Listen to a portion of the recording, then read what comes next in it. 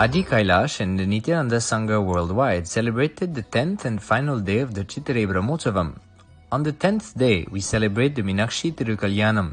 It is the divine marriage of Sadashiva and Parashakti in their incarnations of Lord Sundareshwara and Goddess Minakshi. This occasion was celebrated in a grand way at the Nityananda Peetham Bengaluru Adinam in the traditional Pandya style.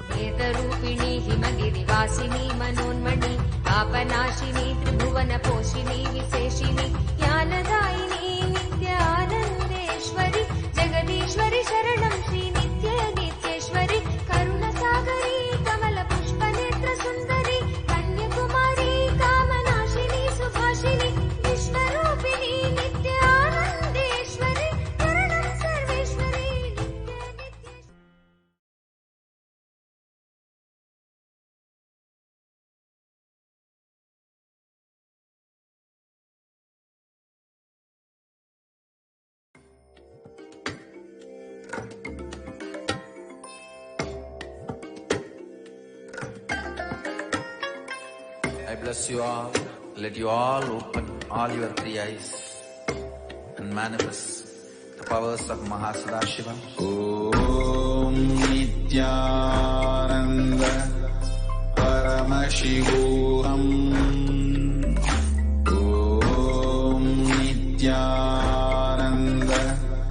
Paramashivoham. Om Nityananda Paramashivoham. Om Nityananda Paramashivoham. Om Nityananda Paramashivoham. Om Nityananda Paramashivoham. Om Nityananda Paramashivoham. Om Nityananda Paramashivoham. Om Nityananda Paramashivoham. Om Nityananda Paramashivoham. Om Nityananda Paramashivoham. Om Nityananda Paramashivoham. Om Nityananda Paramashivoham. Om Nityananda Paramashivoham. Om Nityananda Paramashivoham.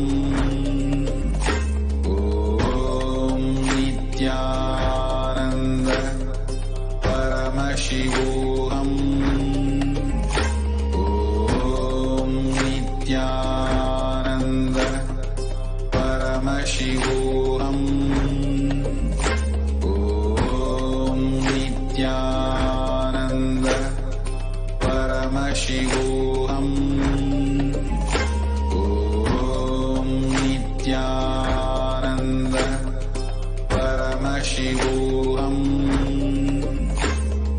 Om Nityananda Paramashivoham.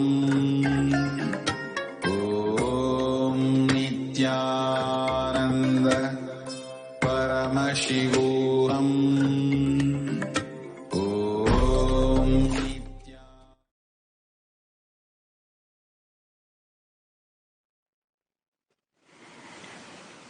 With all auspicious blessings and grace of my Guru, Bhagavan Shri Nityananda Paramashivam, I welcome you to this webinar. In today's webinar, you would be exploring what is real Hindu feminist identity. What's the difference between Hindu feminist identity and today's modern idea of feminism? How today's modern ideas of feminism are actually damaging us rather than inculcating in us stronger values, greater hopes. Why modern feminism needs to undergo a swift change, and why and how Hindu feminism or Hindu ideas of feminism can bring about this change to take the identity of feminism and the feminist movement forward with much more stability and much more powerfulness than we have or we are positioned today. Unlike what mostly the world believes, that in Hinduism, women were relegated to the kitchens, women were relegated to the bedrooms, or women were not allowed to come out.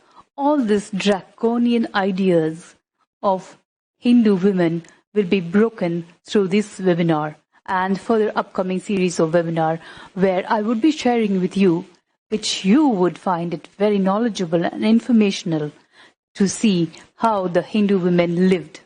The powerful space with which they lived was not just something they inculcated, but the society as a whole. The society as a whole was able to teach them the powerfulness from childhood, the stability through their teenagers, and a huge shift in consciousness and enlightened powerfulness as they grew older, which is what caused us to have a very stable society. A stable society is a prosperous society. A woman being stable is one of the most important ingredients for a stable, violent, free world. How can Hindu feminism, whom many of you may have heard of this term for the very first time, how can Hindu feminism bring about such a huge change? What is it all about? And why will it bring about this huge change which we all want? Many of us are actually angry feminists. We are caught actually between what feminist identity tells us, what we perceive ourselves to be, what we want to be, and what we actually end up being. For example, I had a very close friend of mine who was a model, very beautiful, very pretty. She was tall, thin, and very, very beautiful. And as the world today loves to compliment all beautiful women, and especially models or actors and actresses, she would be complimented every day, hundreds of times. But every time she would only become angry, she would get anger. The compliment would actually trigger anger inside of her. And I used to wonder why. And every time she would come and say, "Oh, why do people always compliment me? It is so annoying. I just hate the way they say it. Why can't they just let me be the way I am?" Which is in direct contradiction to what she is. She became a model with an inner image that she wants to be on a public platform. And everybody knows being a model means you would be complimented by all genders, by all sexes. Correct? Yes. Then why is this conflict inside her, especially when men compliment her? Because she started feeling that any compliment from anybody would end up in her being exploited if she accepted that compliment gracefully and beautifully as she would want to. So somewhere the modern ideas of feminism has triggered an insecure woman, unstable women, which is why today we have nuclear families leading to dysfunctional family system and broken societies. But it is never too late. Everything can change. We can stop this world. By we, I mean we women can stop this world from spiraling out of control into violence and anger and vengeful deaths. Today, the world is boiling. Either in one part of the world, you would see deaths due to terrorist activities, or in the other part of the world, there would be various violence. You can change this world. By you, I mean every woman in this planet.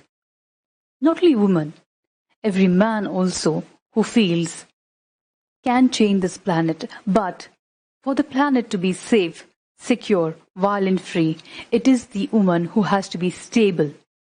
Stability is the most important factor for any prosperous society. You can take things into your control and stop the society and people around you spiraling out of control into violence and a hate-filled world by just your stability and your decision to be mature about handling life. How can Hindu concepts, especially the Hindu concepts of women, which was practiced in ancient India or during the ancient Vedic civilization, be of any use to the modern day issues? They can, because the Hindu ideas of feminism or the Hindu principles of feminism are not based on time or adaptation of how human beings evolve, but it is based on the principle of oneness, the principle of universal consciousness. Today, one of the most discussed topic among neuroscientists and scientists is this theory of panpsychism. Panpsychism is a term used wherein the idea of universe is described with the theory of a prototype of consciousness being part of this universe. Of course, this is a very small theory compared to our Hindu principles of universal consciousness or the theory of Aham Brahmasmi. Since the principles of Hindu feminism, the teachings of Hindu feminism are founded on the principles of consciousness, it teaches you powerfulness from inside. And your powerfulness from inside will always and only teach you to lead life without violence, handle it with maturity, and such bring stability and joy into relationships around you. How can Hindu concepts of feminism, the Hindu principles of feminism, or the Hindu identity of feminism bring about a global change? It is possible simply because Hindu principles of feminism teaches us stability, and through this stability, making decisions with maturity. What is stability in today's world? Even deciding to stay in a relationship, irrespective of the good, the bad, the highs and the lows of life, and making that relationship successful the way you envision it, and along with that relationship, traveling through life, manifesting life the way you want, is what is maturity and stability, which is defined by Hindu principles of feminism. There are different ways to deal with life. If someone abuses you, accuses you, or shouts at you, you can break the relationship and never see the person again. But how does it benefit us? It doesn't. Yes, it may be where you can avoid the pain, the anger, the hatred, or the irritation when you see the person. But in the long term of life, how many people will you withdraw from? Every time someone says something good, something bad, something negative, or criticizes you for anything that you feel is not good for you. Life cannot be lived like that. Of course, you can live, but what happens is we end up as depressed aunties and depressed uncles and just die as a lonely, broken-hearted spinsters. How can you live life with all these ingredients, with all kinds of people, without feeling the hurt, the pain, yet retaining the basic joy, the quintessential joy in you? Especially we women, who feel so sensitive for every word uttered to us. Most of the time, we tend to take it as criticism. Instead, the shift in our thinking, in our cognition can be, oh, that person is saying something.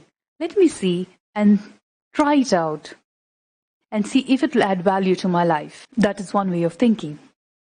But that's a very small way of thinking. It could be just a stopgap solution for certain relationships.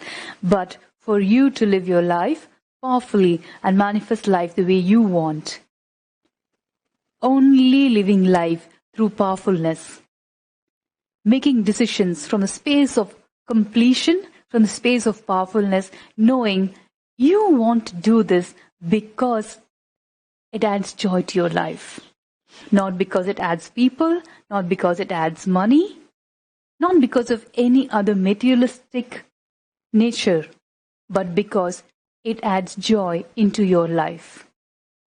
You want to become something, not because your parents expect you to be, or someone expects you to become that, but because you choose to become that to make yourself complete, more successful, more joyful. Success or wealth cannot be measured just by your bank balances or the number of people you have. Success and wealth today should be measured with the space of completion you have inside of you, and of course, which will manifest itself into life the way you want. Oneness. Oneness is such a unique concept to Hinduism. Oneness is the concept of Sanatana Hindu Dharma. And it's no great brain drainer to see that this principle of oneness, this concept of oneness is how Hindus viewed women as. So today, when I hear so many stories saying that, oh, women are backward members or second-class citizens in Hinduism, women are not allowed to come out, girl children are not allowed to give an education, and it took a long while for us to get girl child education as a right for a girl child. It makes me feel that people have stolen my past. People have stolen my proud heritage, buried it, and now trying to dump something else on me, which is not me, which is not mine. Every Hindu woman, every Hindu human being on this planet should understand and should realize that no sacred text of Hinduism has ever segmented women into the kitchens. In fact, it is the other way around. Atharva Veda very proudly and very boldly states that every girl child should be educated and she should take knowledge as a dowry into the home that she's getting married into. Like this, we have various Shastra Pramanas which I will be sharing with you over the course of this webinar and many more such webinars and programs for which we have designed. Even the universe, whatever way you approach, if you approach with a constant feeling, I may fail, I may fail, I may fail, you are waiting for failure to be the climax of your life. Instead, approach the life with a constant feeling, I will win the game, I will win the game, I will win the game. I will make my new reality into reality. My new vision as a vision. So naturally you will be expecting that climax. Whatever climax you are expecting is bound to happen today or tomorrow. I am very clear, Akshardham is my climax, where millions of people, enlightened beings, sit and meditate and raise the consciousness of the universe. You will see, I will achieve the climax. So every one of you, let your new vision of you, your new creative vision of you, be you. Create. You always see the world the way you are, not the way the world is. So now, let your new vision be the world for you. See it as the way you are. If you are constantly thinking of that new world, the climax will always be when you feel your life ends. If you are expecting wrong things, the moment that wrong things start appearing, you will feel your life has ended and climax over. If you are expecting the right thing, you will simply see that happens and you will feel the fulfillment. Even with the world, exactly what you expect, that only becomes your climax. So enter into the life with the right climax. Don't start the drama of your life without completing the right climax. Don't think, I'll start the drama, slowly I'll develop and create the climax. No! Have the right climax script ready before entering into the drama. Only then you will know how to approach life. Nityanandam, welcome back. Are you finding the principles of Hindu feminism curious? For me, it was, because it was much later in life that I even started understanding the ideas of Hindu feminism. I never thought Hinduism had a feministic component to it. I never understood that Hinduism actually empowered women more than any other practicing lifestyle. As I said, we will be exploring the various powerful cognitions that Hindu feminist principles have been handed down to us by the great Vedic civilization through the sacred text of the Agamas, the Shaiva Agamas and the Vedas, and as propounded by my Guru, His Divine Holiness, Bhagavan Sri Nityananda Paramashivam. How to stop feeling angry? How to stop feeling guilty because I'm a woman? How to stop feeling insecure because I'm a woman? How to stop pitting a woman against woman? One of the most gravest, dangerous practices or the theory or the philosophy or the thinking that we have been taught in the last few years is that a woman is another woman's worst enemy. But it's never true. You can yourself see in your life how a woman or a girl has been your best friend. For me in my life, all my best people in my life were women, from whom I learned the greatest things in life, from whom I learned how to hold myself higher, how to achieve more in life, have always been women. But somewhere the society has been teaching us, no, a woman is a woman's worst enemy because they're jealous. Jealous of what? Actually, even though I've heard this in so many years, I have never been able to actually pinpoint of what another woman would be jealous of or of what I had to be jealous of another woman. Especially if I am very clear of what my capabilities are, or what I can achieve with my capabilities, and if I want to achieve more, how I can have a breakthrough is everything in my hands. When I understood that, I understood how silly and how small the theory of a woman is another woman's worst enemy. And there's a whole theory and the theology and the philosophy and the principle of, oh, a daughter-in-law and a mother-in-law never get along. All these are such social prejudices against us women. It is one of the greatest enemies that have turned women against women and have made us our own worst enemies. Instead of making us our best friends, these kind of negative thoughts, these kind of self-enemical thoughts, I would say rather. Because today when I think back in life, I know some of the best people in my life were women, be it my pre-monastic mother or my pre-monastic sisters or my friends or even today in the Nityananda Sangha. Some of my very best friends are women. Then who started this rumor that women are women's worst enemies? I'm very sure it's a man. Because a man likes to be in the middle of two women fighting over him. I mean, at least that's my theory, because otherwise, why would anybody promote this theory that a woman is another woman's worst friend? I really think it is a man who started this rumor that a woman is another woman's worst enemy. Otherwise, why would a woman think someone of her own gender, whom she would be most comfortable in her life, as an enemy, be it your mother, be it your mother-in-law, be it any of your friends? That's the most silliest theory that has poisoned us against our own brethren, our own sisters. The very first thing that we need to develop is, no one of my sisters are my enemies. I think that's the first powerful cognition that we each need to develop. But that powerful cognition will only come when you carry a space of powerfulness and completion inside you. When you stop feeling that you might be violated.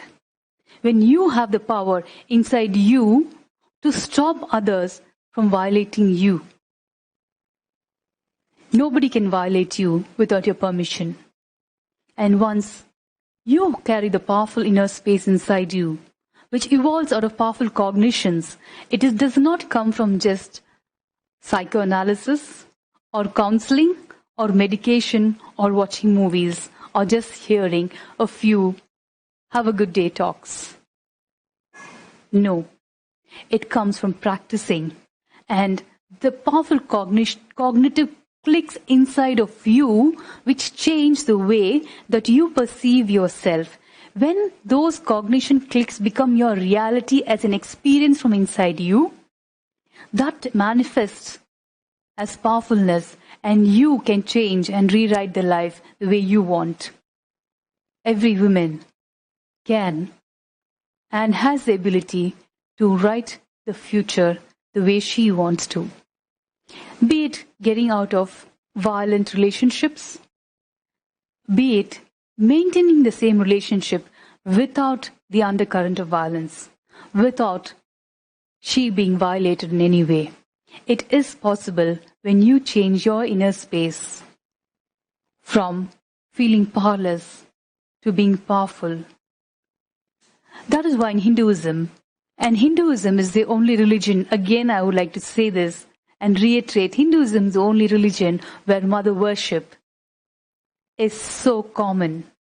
Every man goes to a temple to worship the mother, the divine mother. It is because women has the ability to become so powerful, so compassionate, so stable, so mature that she can hold the space for so many people inside her, and she will be able to maintain the peace and the love in the families no matter what happens, through her maturity, through her completion, and through her stability and the decision to hold the family together. Through the upcoming webinars, we will be exploring the Hindu concept of feminism, like I mentioned earlier, and also the 4 tattvas, which is one of the most important components, the principles for which we all need to align to, which will lead us to exploring the higher and higher consciousness in ourselves. The exploring of your higher and higher consciousness in yourself will be the first step towards completion and powerful living. And what is completion in its actuality? What does it mean? I've never tried completion. Does it mean just saying sorry to people? No. Does it mean saying sorry to yourself? No.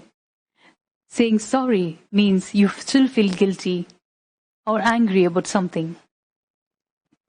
Completing is going deep inside yourself into the maze of your confused emotions and landing on that platform which is your highest goodness and operating life continuously, repeatedly from that highest space of goodness which you identify as yourself. It's not very difficult. As I may have made it sound to be, it is not at all difficult because it has been made easy, broken down for today's human beings, for today's minds to be able to grasp, to be able to use it, to be able to transmit it by my Guru, His Divine Holiness, Bhagavan Sri Nityananda Paramashivam. That is the most amazing, the single most unique aspect of my Guru. He has made the Agamas and the Vedas, the sacred texts, which were not accessible to common man. And if they were accessible, were beyond comprehension. My Guru has taken these sacred texts, the sacred principles, which will evolve all of us into enlightened consciousness, into enlightened lifestyle, broken it down for our use, for common man's use. It's just a simple teaser, a trailer. I want all of you all to use the handbook that has been given to all of you all. And in the handbook, write down the first 10 incidents. The first 10 incidents when you felt powerless, insecure, angry, hatred for being born a girl. The many times that you felt you could not do something because you were a girl, or because you were forced to do something because you were a girl. It could be as simple as, oh, you're a girl, why don't you wash the dishes? Your brother has to study. Or it could be something more. A woman can never achieve higher offices. A woman can never be a politician because she is not made to be that. All of you have heard this and has curtailed your lifestyle, has made you shrink back in anger, shrink back in fear, shrink back in insecurity. Write down any 10 incidents that you remember top of your head. At the top of your head, you need not think too way long back as into your childhood, but at the top of your head, the first 10 such incidents. Or it could be even, where in your office you would have felt you deserve this job, but it went to a male just because he was a man. How it made you feel. And what it made you feel. Because such emotions make us feel useless, make us feel whatever we do is insufficient and you're never going to get the life that you want. Hold that thought, because you're going to take this opportunity by attending these webinars of mine to rewrite that thought, that cognition, that your gender is not going to stop you from writing and manifesting life the way you want. Take your time and ensure you write 10 incidences, the top incidences that you can remember right away, the 10 times in your life that has made you feel, oh, I wish I was not born a woman. Oh, it's because I'm a girl, people are talking like this. Oh, it's because I'm a girl, I'm unable to do this. Write it down and keep it with you. In the upcoming webinars, we will work out powerful cognitions that will shift and show you how, with maturity and with completion, with powerfulness, those situations can be healed and rewritten the way you want life to manifest for yourself. Do not miss out on any of our webinars, because each webinar going forward is going to be teaching you the secret of successful life, the secret of completion, the secret of powerful cognitions which lead to power manifestation. Well, what's this power manifestation I'm talking about, especially towards the end of my webinar? Power manifestation is nothing but, to put it very simply, expressing your inner powers in a way that will help you manifest the life that you want. Some people would love to teleport. Some people would love to mind read. Some people would just like to do mystical, spiritual things. Just to play with energy, to show the joy of life, to show the joy of universe to others. That is power manifestation. Power manifestation will be taught in the series of webinars that are coming up, and also in the mentorship program that has been launched by us. The Nityananda Hindu University, under the guidance of my guru, Bhagavan Sri Nityananda Paramashivam, has launched a mentorship program. It's a 1-year program, an online e-learning program just for women, based on the Hindu principles of feminism.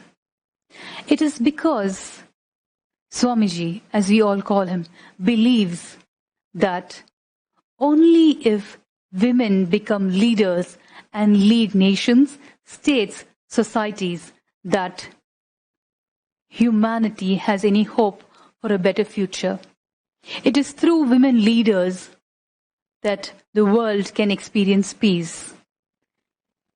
My Guru, His Divine Holiness, not just propagates equal rights for women or all genders, he makes it a reality for all of us. He firmly believes that a woman, by her very intrinsic nature, is a caregiver. She loves to care for people. And it is through this intrinsic nature of a woman that the world can get healed, that the violence that is now just flooding the world across can be healed, and we can get back to life where there is no violence and just joy. Life without violence is possible. Keep attending our programs, especially for women. The more you attend these programs, you will see experientially how you have the ability to just change the world around you. And once you convince yourself and you have the confidence that you can change the world around you because of the powerful space you carry inside you, you will take the effort and the responsibility to change the world over. It is only a decision, nothing else. The decision to be powerful, the decision to be stable, and to operate from the space of completion. Our mentorship program is intended to create leaders, world leaders in all women, irrespective of where they are, irrespective of their caste, irrespective of anything. Join our mentorship program to realize the true feminism, the power of feminism inside you. Powerfulness does not mean destruction. Powerfulness is creation. And creating from powerfulness is what will be everlasting, that will leave behind you a world, a better place than you have lived in. My next upcoming webinar is on June 15th. And this webinar is going to be for men also, not just women, for men also. Why have I chosen this webinar? Under the topic of feminism, why I have chosen the webinar for men? Or rather, addressing the aspects of man and addressing the issues where we women face with men, or addressing the issues that a man needs to understand that it's only by a woman that he can face success in his life. Of course, he has to work for it. There's no denying that. But what can he do to make his life better? What can he do to have a stable, complete woman around him, through whom and by whom he can create empires? In my pre-monastic life as an actor, I have seen many families, especially where my male colleagues used to work day and night. They would be working from one shift to another, 24 hours a day, almost non-stop. I have seen this for many years.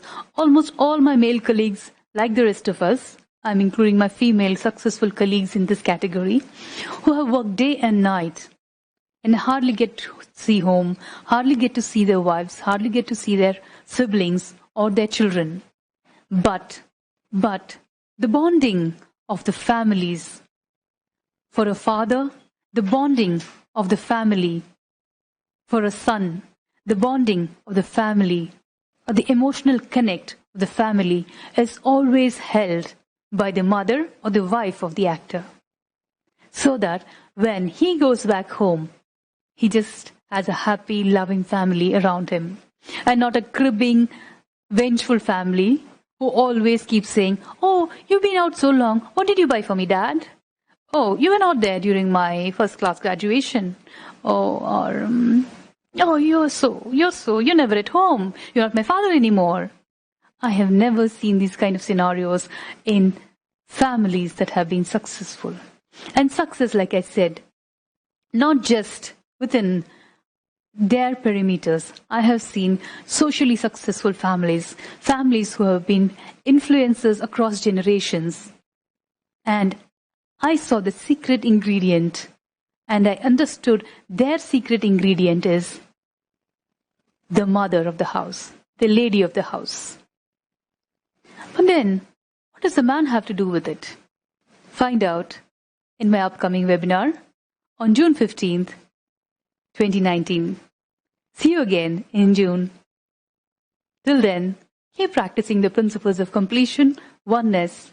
Keep watching my Guru, His Divine Holiness, Bhagavan Sri Nityananda Paramashivam, through his YouTube channel, Nityananda TV, or on nityananda.tv. another web TV. Following my guru, following his principles, and applying his principles in life will give you the breakthroughs, will give you the powerful cognitions. So till next time, Nityanandam. For manifesting them into reality, whatever we wish to do, what kind of the visualization that we have to brought into? See, what you want, command it with your will. Please understand one thing. All of you listen. Your will is the umbilical cord connection between your individual soul and the cosmos.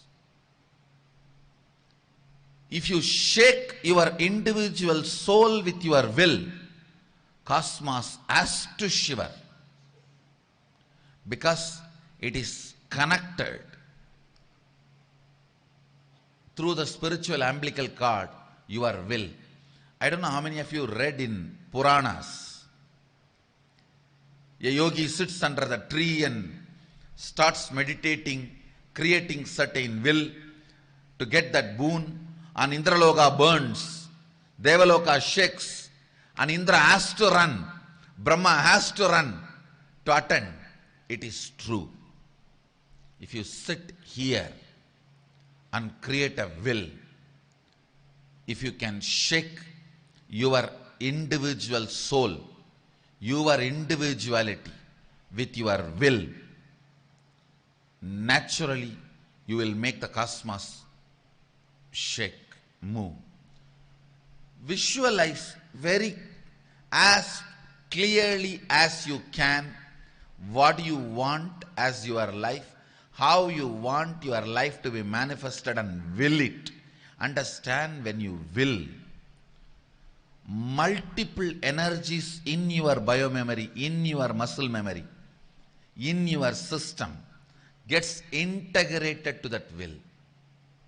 Actually, you have multiple energies inside you. Unfortunately, all of them are in their own direction.